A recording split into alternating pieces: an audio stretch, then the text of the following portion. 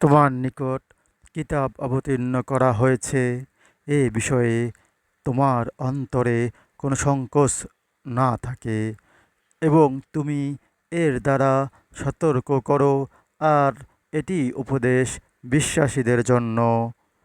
প্রভুর কাছ থেকে যা অবতীর্ণ হয়েছে তোমরা তার অনুসরণ করো, তাঁকে ছাড়া অন্য বন্ধুদের অনুসরণ করো না। তোমরা অল্পই উপদেশ গ্রহণ করো এবং কত জনপদকে আমি ধ্বংস করেছি। আমার শাস্তি তাদের উপর এসেছিল রাত্রিতে অথবা দ্বিপ্রহরে, যখন তারা বিশ্রামরত ছিল। যখন আমার শাস্তি তাদের উপর আপতিত হয়েছে, তখন তারা বলল যে, নিশ্চয়ই আমরা সীমালঙ্ঘন করেছি।